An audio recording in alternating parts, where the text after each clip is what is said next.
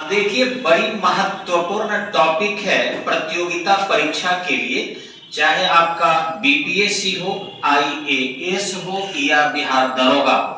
अब तो बिहार पुलिस में भी ऐसे प्रश्न आना प्रारंभ हो गया है पृथ्वी के आंतरिक संरचना से संबंधित। अब देखिए, ऑब्जेक्टिव लाइन यदि हम तैयारी करते हैं पृथ्वी की आंतरिक संरचना से संबंधित तो बहुत पढ़ना पड़ेगा, लेकिन अगर थीम उसके क्लियर कर लेते हैं हम किसी भी परीक्षा के लिए, तो ये सुनिश्चित है कि जहां से भी क्वेश्चन पूछेगा आप सबका सटीक जवाब देंगे और सही जवाब देंगे। तो यहां मैं वही पृथ्वी की आंतरिक संरचना के बारे में थोड़ी जानकारी देते हैं। अब देखेंगे, जैसे ये आपका पृथ्वी है और इस पृथ्वी के आंतरिक भाग में ये कुछ चिन्ह बनाए गए हैं। ये तो खैर पर्वत है, तो इन पर्वतों को हम अभी चर्चा नहीं करेंगे, लेकिन हाँ, पृथ्वी के आंतरिक भागों में वैज्ञानिकों ने अध्ययन किया है कि 100 तत्व इसके अंदर पाए जाते हैं। जैसे ह्यूमन बॉडी के अंतर्गत भी 100 एलिमेंट्स पाए जाते हैं, वैसे ही पृथ्वी के आंतरिक भाग में भी 100 तत्व पाया जाता है। अभी तक आपको पता होगा कि 119 एलिमेंट की प्रॉपर्टी, प्रिपरेशन, एक्सट्रैक्शन, ये सारी चीजों की जानकारी हमारे भूगोलवेताओं रसायन शास्त्रियों ने निकाल लिया है, और भूगोलवेता भी उसको बताते हैं आपको उन्हीं रसायन शास्त्रियों के आधार पर। तो पृथ्वी के अंदर वो सारे तत्व नहीं है, बल्कि पृथ्वी के ऊपर भी है। जैसे आप देखते हैं कि हाइड्रोजन है, नाइट्रोजन है, आपके कार्बन डाइऑक्साइड है, कार्बन मोनोऑक्साइड है। तो कार्बन डाइऑक्साइड तो खैर यौगिक हो गया, लेकिन एलिमेंट के बारे में अगर देखेंगे तो पृथ्वी के आंतरिक भाग में 100 एलिमेंट है। अगर वही कंपाउंड करते हैं तो आपको पता होना चाहिए कि 2000 से अधिक पृथ्वी के अंदर कंपाउंड है। अब 2000 से अधिक कंपाउंड की अभी तक जानकारी प्राप्त की गई है। आने वाले समय में और भी बहुत सारी जानकारियां मिल सकती हैं, क्योंकि पृथ्वी के आंतरिक भाग में बहुत गहराई तक हम नहीं जा सके हैं। अगर हम यहां से देखें तो आपको शायद पता होगा कि ये पृथ्वी का यदि हम केंद्र मानते हैं, यहाँ पर थोड़ा सा इंक बदल दें कि आपको डिफरेंट कलर का समझ में, ये अगर पृथ्वी का आप केंद्र लेकर चलते हैं तो यहां से यहां तक की दूरी पूरे 6371 किलोमीटर हो जाता है। यानी पृथ्वी की जो एक अनुमानित त्रिज्या है वो 6371 किलोमीटर है। अब बताइए, 6371 किलोमीटर की गहराई में हम लोग जो है मात्र इसमें 4 किलोमीटर तक, यानी हमारे वैज्ञानिक अंदर गए हैं, ओनली 4 किलोमीटर। अब आप सोचिए कि 6371 किलोमीटर की गहराई में मात्र 4 किलोमीटर अगर अग्निरोधी वस्त्र पहनकर कोई गया है तो उसको क्या जानकारी होगा? एक अधूरा जानकारी। एक मच्छर जैसे हमारे त्वचा के अंदर अपने जो रक्त पीने वाले मुख होते हैं उसको अगर लगाता है तो उसको क्या पता चलता है कि त्वचा के नीचे मात्र ब्लड है।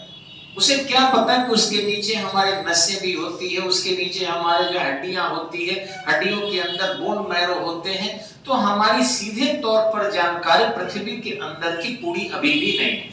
लेकिन जो प्रतियोगिता परीक्षा में आएगा वह अप्रत्यक्ष प्रत्यक्ष रूप से जो भी जानकारी एकत्रित की गई है उसी से संबंधित आएगा, और उतना ही हम लोगों को पढ़ लेना, हमें अपनी नौकरी से लेना देना है, पृथ्वी के अंदर जाकर अनुसंधान नहीं करना है। तो जो एग्जाम में आते हैं वो यही है कि पृथ्वी की आंतरिक संरचना की जानकारी पूरी तरह वैज्ञानिक नहीं है, बल्कि अनुमान आधारित है।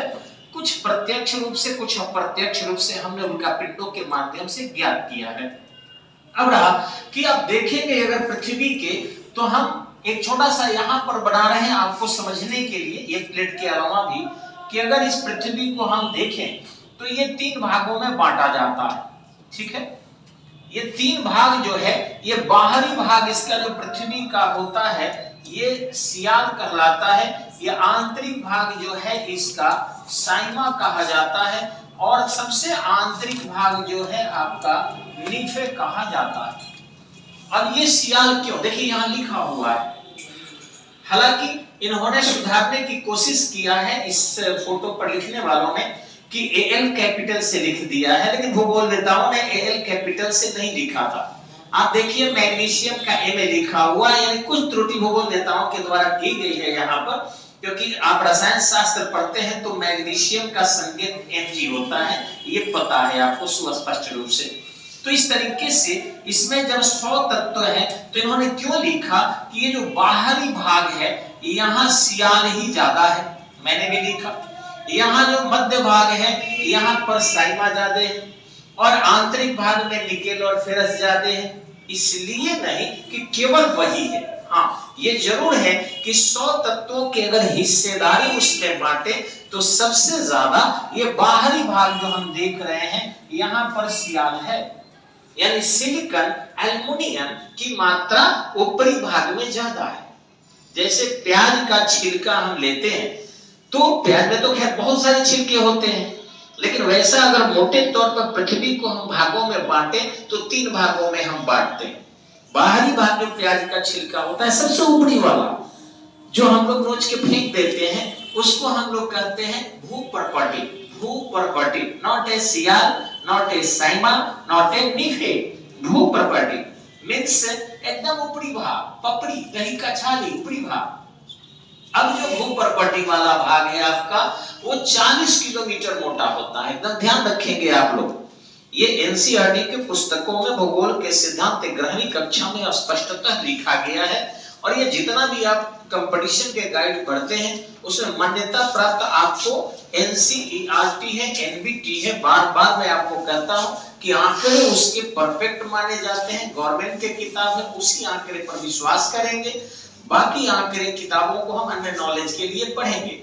तो जो इसके ऊपरी भाग में जो ये भाग देख रहे हैं आप पृथ्वी के, एकदम पतला सा जैसे आम का छिलका होता है या प्याज का छिलका वाला पार्ट होता है, ये उसके ऊपरी भाग है। ये 40 किलोमीटर मोटा, यानी वायु पृथ्वी के सतह से एवरेज जो सी लेवल एरिया है उसके एवरेज 20 किलोमीटर ऊपर और 20 किलोमीटर नीचे को हम सियाल, साइमा, निफे में नहीं बांटते हैं, क्योंकि हमारा मैरियाना ट्रेंच आपको पता है कि लगभग 11 किलोमीटर गहरा है मैरियाना ट्रेंच समुद्र के अंदर, और ठीक इसी ढंग से माउंट एवरेस्ट आपका लगभग 9 किलोमीटर के लगभग है, यानी कि 8,850 मीटर, लगभग 9 किलोमीटर। तो ये 11 किलोमीटर आपका गहरा सीधे मैरियाना ट्रेंच है, और 9 किलोमीटर ऊपर सीधे आपका हो जाता है एवरेस्ट, माउंट एवरेस्ट जो हिमालय की और विश्व की सर्वोच्च चोटी है। तो इस तरीके से आपको 20 किलोमीटर तो यही हो गया, और एवरेज 7-8 किलोमीटर और ऊपर, 10-12 किलोमीटर और नीचे, 40 किलोमीटर को हम लोग भूपर्पटी कहते हैं, यानी पृथ्वी के बाह्य संरचना इसको कहते हैं। अब यहाँ देखेंगे ये आपका अगर पृथ्वी हो गई तो ऊपरी भाग जो इसका आपको दिखाई पड़ रहा है, ये हम लोग तो चिकना देख लेते हैं क्योंकि ग्लोब है, नचाना घुमाना इसको आसान हो, बच्चों को समझाना आसान हो, लेकिन हम लोगों का घर है, पेड़ है, पौधा है, पर्वत है, नदी है, तालाब है, खाड़ी है, क्या वो बराबर है? नहीं है।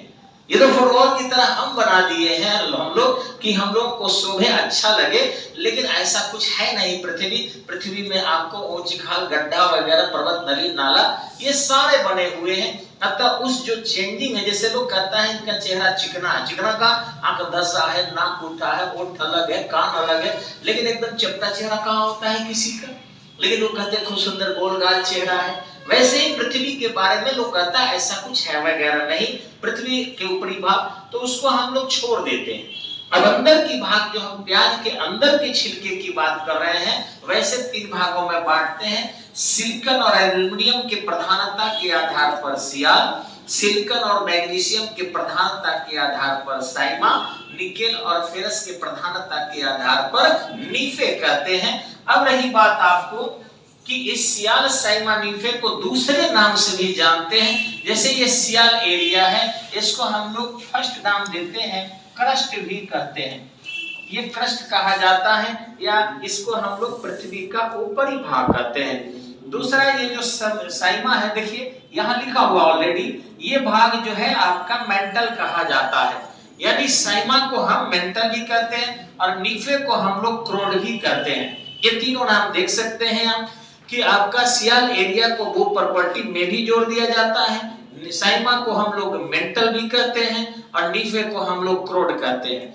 अब आप एक चीज देखिएगा कि यहाँ पर क्रोड लिखा हुआ है, आपको स्पष्टतः दिखाई पड़ता है कि आपको हिंदी में क्रोड लिखते हैं, लेकिन अंग्रेजी का स्पेलिंग देखिएगा CORE लिखते हैं।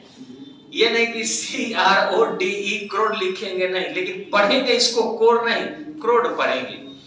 अब रहा कि पृथ्वी के जब आंतरिक भागों में हम जाते हैं, अंदर बढ़ते हैं, तो जैसे जैसे बढ़ेंगे पृथ्वी के आंतरिक भागों में, वैसे वैसे मान लीजिए पृथ्वी से हम नीचे अंदर की तरफ आ रहे हैं अगर, तो स्पष्टतः यहाँ पर देखेंगे कि जो प्रेशर है हमारा वो क्या होगा, प्रेशर बढ़ेगा। ठीक इसी ढंग से पृथ्वी के आंतरिक भाग में जैसे जैसे ऊपर से हम नीचे आ रहे हैं, हमारा टेम्परेचर भी क्या होगा, बढ़ेगा। पृथ्वी के आंतरिक भागों में अगर हम आ रहे हैं तो डेंसिटी भी हमारा क्या होगा, बढ़ेगा। लेकिन एक चीज पृथ्वी के आंतरिक भागों में जो हमारा ग्रेविटेशनल फोर्स होता है वो घटेगा। यानी पृथ्वी के यदि आंतरिक भाग में हम आते हैं तो प्रेशर भी बढ़ता है, घनत्व भी बढ़ता है, टेम्परेचर भी बढ़ता है, लेकिन गुरुत्वाकर्षण के मान कम होते हैं। एक ध्यान रखेंगे कि पृथ्वी के ऊपरी भाग में गुरुत्वाकर्षण का मान सबसे ज्यादा होता है। ये फिर एक बार हम लोग ग्लोब लेंगे आपके सामने थोड़ा समझाने के लिए कि ये जो सतह वाला पार्ट है, ये सतह के पार्ट पर गुरुत्वाकर्षण का मान सबसे ज्यादा होता है।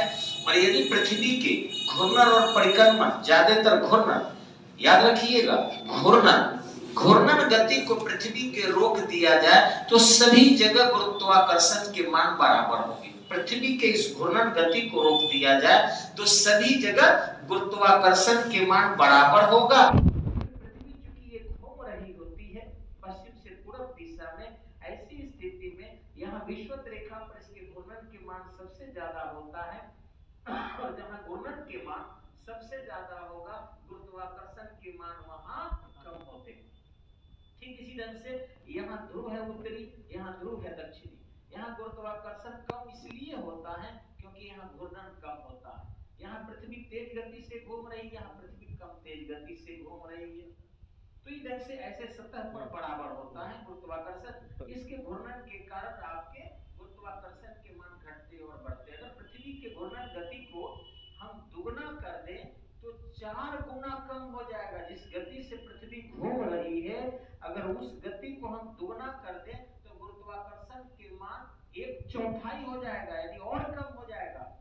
अगर पृथ्वी के घूर्णन गति को हम 16 गुना कर दें, पृथ्वी की घूर्णन गति को 16 गुना कर दें तो पता चले कि हम लोग अंतरिक्ष में है, यानी पैर ऊपर से नीचे वगैरह, यानी बिल्कुल इस सारी वस्तुएं उड़ने लगेगी क्योंकि गुरुत्वाकर्षण का मान 0 हो जाएगा। पृथ्वी के घूर्णन गति को 16 गुना कर दिया जाए तो गुरुत्वाकर्षण के मान 0 हो जाएंगे और सारी वस्तुएं जो गुरुत्वाकर्षण के कारण पृथ्वी पर टिकी हुई है विहीन हो जाएगी और लगेगी हवाओं में उड़ने, अंतरिक्ष में उड़ने लगेगी। यदि हम पृथ्वी के घूर्णन को रोक देते हैं तो सब जगह गुरुत्वाकर्षण के मान बराबर होगा। एक और चीज, पृथ्वी के सतह से जैसे जैसे हम दूर जाते हैं, चाहे ऊपर की ओर जाएं, साइड में जाएं, नीचे जाएं, सभी दूर कहा जाता है। जैसे जैसे सतह से हम बढ़ते हैं गुरुत्वाकर्षण के मान घटता है। यानी गुरुत्वाकर्षण ही एक ऐसा चीज है कि सतह से नीचे भी जाएंगे तो घटेगा, और गुरुत्वाकर्षण ही एक ऐसा चीज है जो सतह से ऊपर भी जाएंगे तो घटेगा।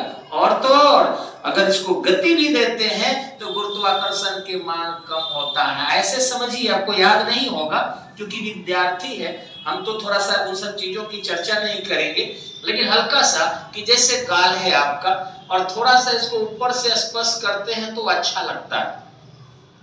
यहाँ इसके आकर्षण ज्यादा है। अगर यहाँ से कीजिए तो कुछ नहीं बुझाता, और अगर पश्चिम बंगाल से कोई ऐसे आपके गाल को सहलाए तो पता भी नहीं चलेगा, आकर्षण नहीं होगा।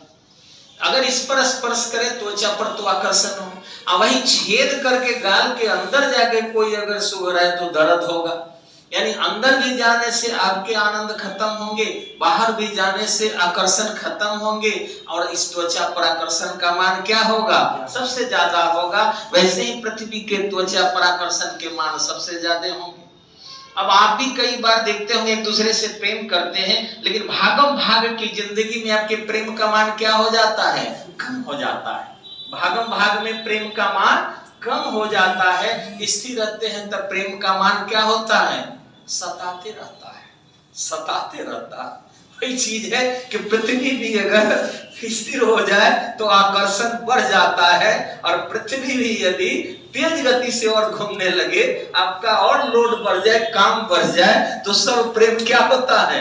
निकल जाता है। आकर्षण भी तो वही है, पृथ्वी के आकर्षण चाहे आदमी के आकर्षण आसानी से समझा जा सकता है। इस तरीके से यहाँ देखा जाता है कि केंद्र पर पहुंच जाइए अगर आप यहाँ, तो गुरुत्वाकर्षण आपका क्या हो जाएगा? शून्य हो जाएगा। पृथ्वी के केंद्र पर गुरुत्वाकर्षण। अब एक और चीज सुनिए, जिसका द्रव्यमान ज्यादा होता है, जिसके द्रव्यमान जितना ज्यादा होगा उतना ही उसके आकर्षण के मान, गुरुत्वाकर्षण के मान ज्यादा होंगे। यानी पृथ्वी से बड़ा है बृहस्पति, तो उसके गुरुत्वाकर्षण के मान क्या होंगे? उससे भी बड़ा है सूर्य, तो सभी ग्रहों को अपने तरफ क्या किए हुए हैं? कृष्ण भगवान थे तो 8-8 पत्नियां रखा करते थे, सब आकर्षित रहती थी। सूर्य भगवान बड़े हैं तो 8-8 ग्रह को चिपका के रखे हुए हैं, वो इधर उधर नहीं जा रहे।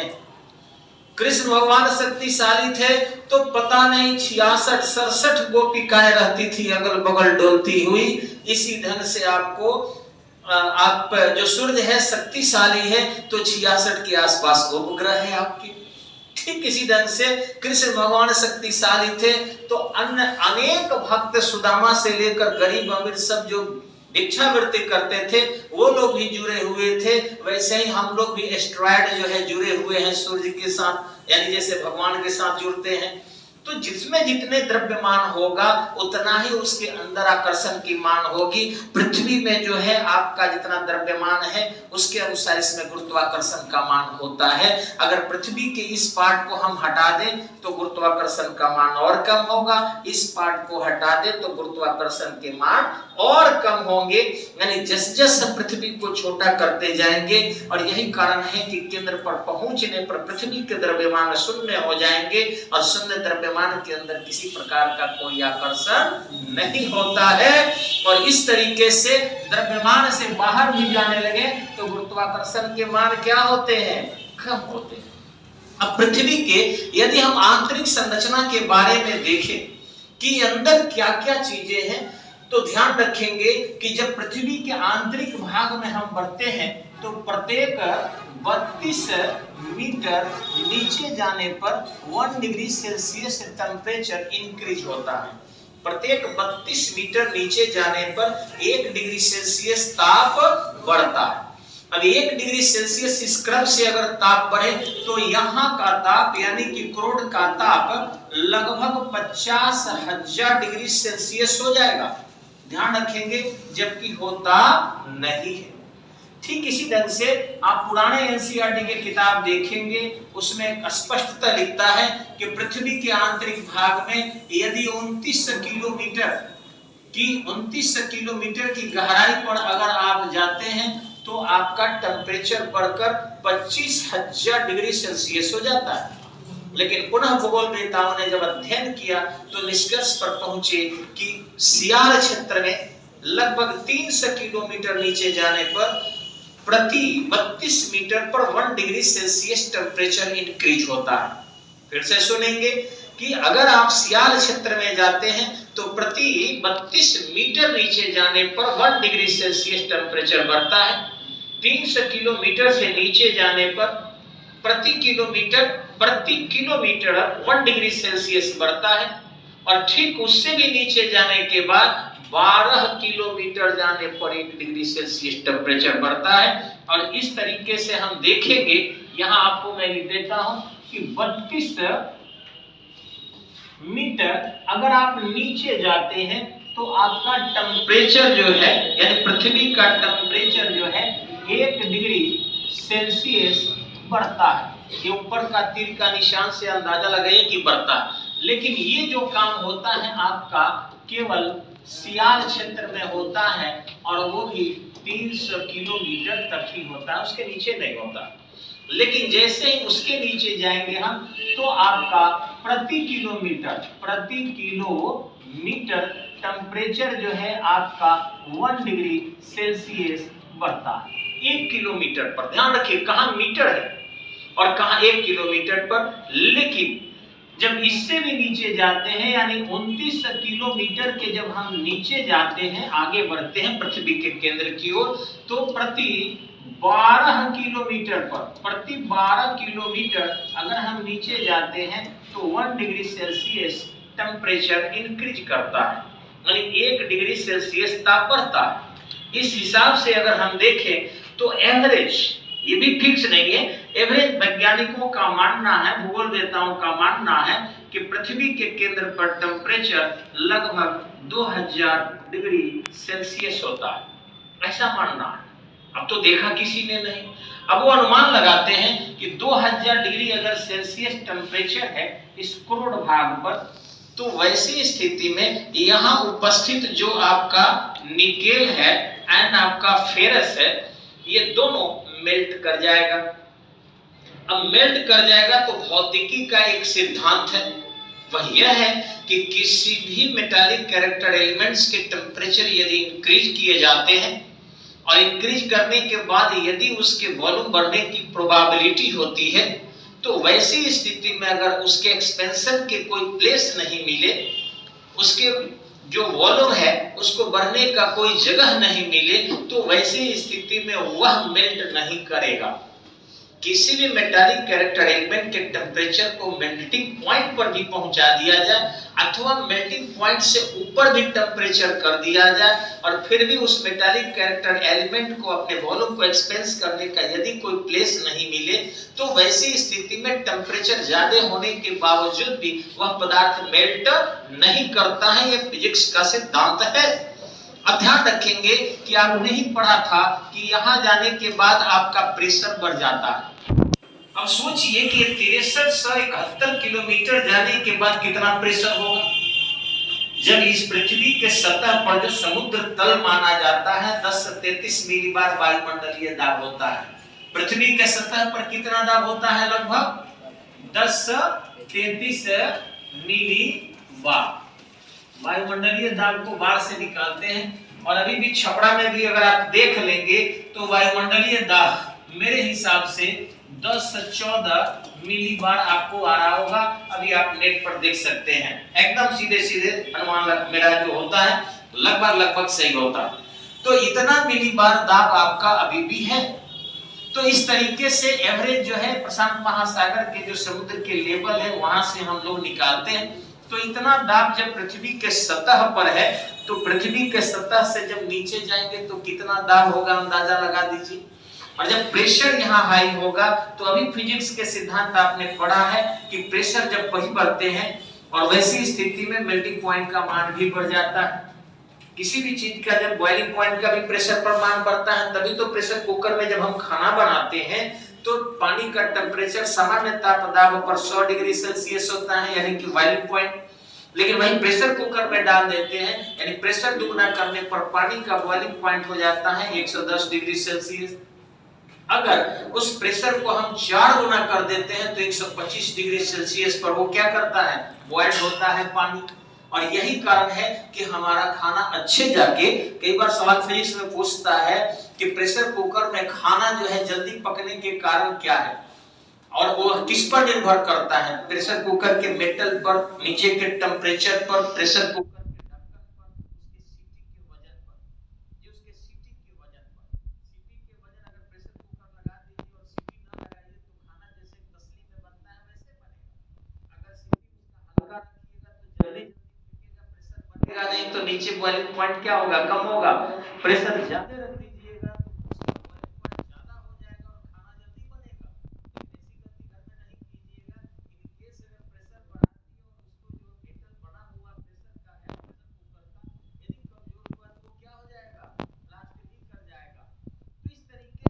हम देखते हैं यहाँ आते आते प्रेशर ज्यादा हो जाता है, और प्रेशर जब भी ज्यादा होगा तो आपका ये निकेल है या फेरस है, ये मेल्टिंग पॉइंट पर पहुंचने के बावजूद भी ये पूरी तरह मेल्ट नहीं करेगा। कारण है कि पृथ्वी का जो केंद्र है वह मेटालिक सॉलिड की स्थिति में है, यानी कि द्रवीय ठोस स्थिति में पाया जाता है। अब पृथ्वी के जैसे जैसे हम अंदर बढ़ते हैं टेम्परेचर तो बढ़ता ही है, कैरेक्टर में भी अंतर आ जाता है। इसमें एक पाया जाता है आपको, ये क्षेत्र तो ठीक है कि जिसको हम लोग कहते हैं बाहरी भाग को इसको सियाल, और इसको इस बीच वाले भाग को हम साइमा कहते हैं।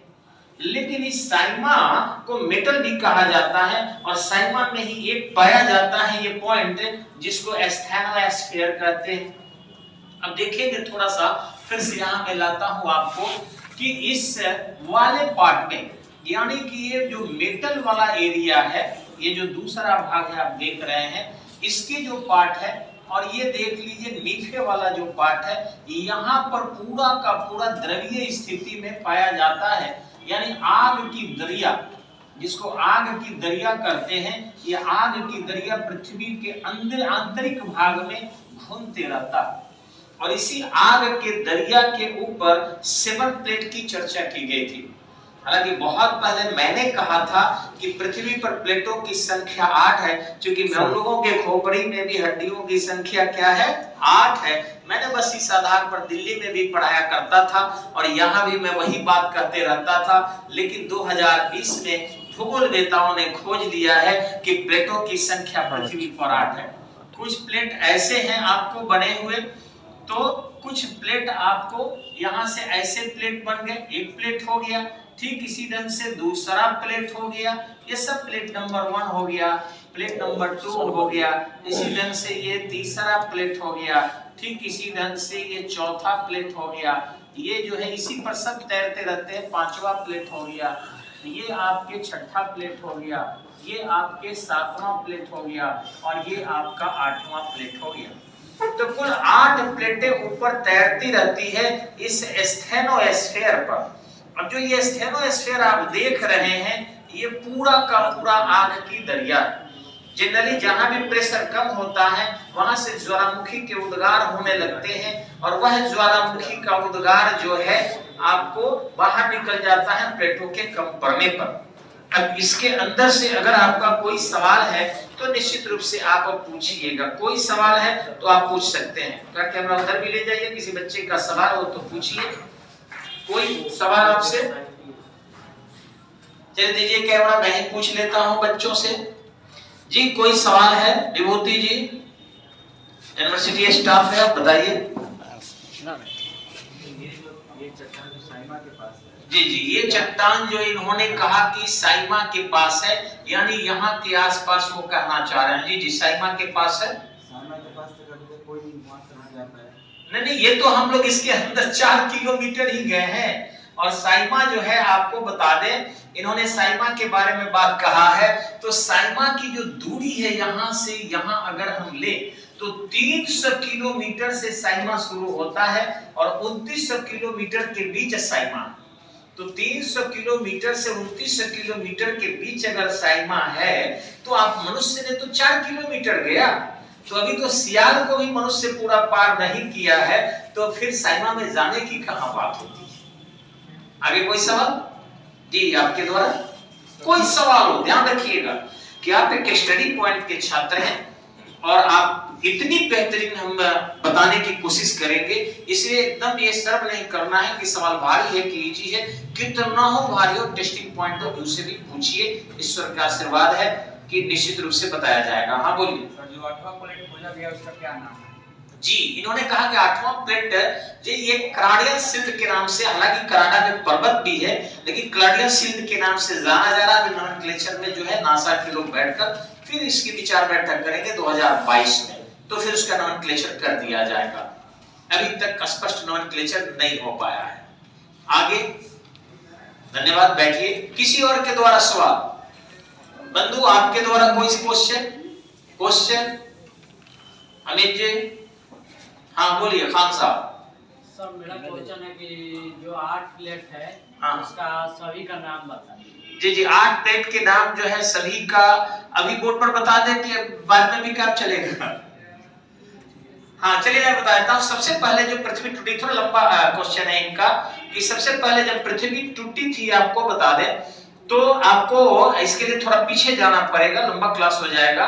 और ये नहीं कि मैं टाट टूट कर रहा हूँ वाली बात नहीं है, बिल्कुल जो बोर्ड पर थोड़ा सा हम देखेंगे कि पृथ्वी जो हमारी ये है इतनी बड़ी, थोड़ा दूर से दिखाएंगे, कैमरा रहिए आप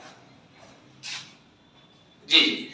तो ये जो आप पृथ्वी देख रहे हैं, इसमें जो प्लेट है वो लैंड एरिया को कहा जाता है। सबसे पहले समझिएगा स्थल खंड को कहते हैं, प्लेट बांटते हैं। तो ये जो था आपका मोटे तौर पर, अगर हम यहाँ से इसको विषुवत रेखा ले लेते हैं, नया कलर चूज करते हैं कि थोड़ा स्पष्टता दिखाई पड़े, विषुवत रेखा ले लेते हैं, तो ये पूरी की पूरी जो स्थल खंड था वो इतना ही में था। और यहाँ पर पैंजिया नामक महाद्वीप की चर्चा की गई है। ये आपका biggest continent in a world, सबसे बड़े। और 1912 में विनेगर महोदय ने इस सिद्धांत को दिया था कि हमारे स्थल खंड जो है वो एक ही जगह थे। उसका बहुत सारे उन्होंने प्रमाण दिया है। तो ये धीरे धीरे टूटने लगा और ये पार्ट इधर चले गए उत्तर दिशा की ओर, जिन्हें अंगारा लैंड कहा गया। और नीचे की ओर जो बढ़ने लगे, ये सब गोंडवाना लैंड के नाम से जाने गए। धीरे धीरे ये प्लेट खिसकने लगा जो स्टेनोस्फीयर पर है। और इन्हीं प्लेटों के टकराने से भूकंप भी होता है। और प्लेटों में यदि किसी प्रकार की कहीं कमजोरी आ गई, तो वैसी स्थिति में उसके अंदर का जो पदार्थ है मेल्टिंग पॉइंट पर पहुंच गया तो द्रवीभूत भी हो जाता है और फिर वोल्केनो वहां से बाहर निकल जाते हैं। तो ये टूटा, और टूटते टूटते जो आप देखेंगे कि जो आप महादेशों को देखते हैं अगर, तो देखिएगा कि ये जो आपका दक्षिणी अमेरिका है, या ये जो आपका उत्तरी अमेरिका है, या ये आप जो अफ्रीका महादेश देखते हैं, या ये फिर आप यूरोप देखते हैं, या ये फिर आप अपना ऑस्ट्रेलिया देखते हैं, ये फिर आप एंटार्क्टिका देखते हैं, और ये जो आर्कटिक महासागर है, ये सब प्लेट ही है, प्लेटों पर ही टिके हुए हैं। ये जो 8वां प्लेट खोजा गया है आपका, जो ये ग्रीनलैंड एरिया है, वही खोजा गया है। तो इस ढंग से इनको कई प्लेटों में नोमेनक्लेचर से बांटा गया है। और ये आपका उत्तरी अमेरिकन, ये दक्षिणी अमेरिकन, लेकिन क्षेत्रफल के हिसाब से ऐसा नहीं है। ये आपका एशियन प्लेट है, इसी ढंग से आपका अफ्रीकन प्लेट है। इधर देखेंगे आप तो ये उत्तरी अमेरिकन प्लेट है, ये आपका है, ये आपका है, ये है, ये है। लेकिन अब इस प्लेट को भी 8वां के भाग में बांटा जा रहा है।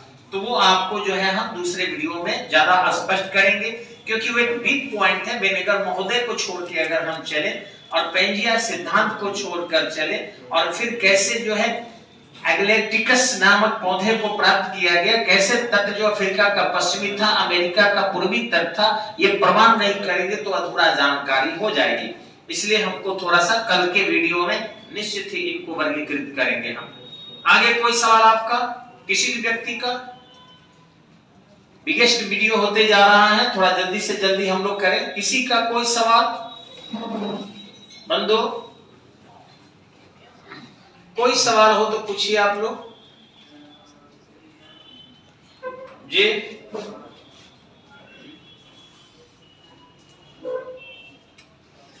चलिए, तो आपको बाद में भी कोई सवाल हो तो आप कमेंट करके लिख दीजिएगा या फोन करके पूछ लीजिएगा, आपको बता दिया जाएगा।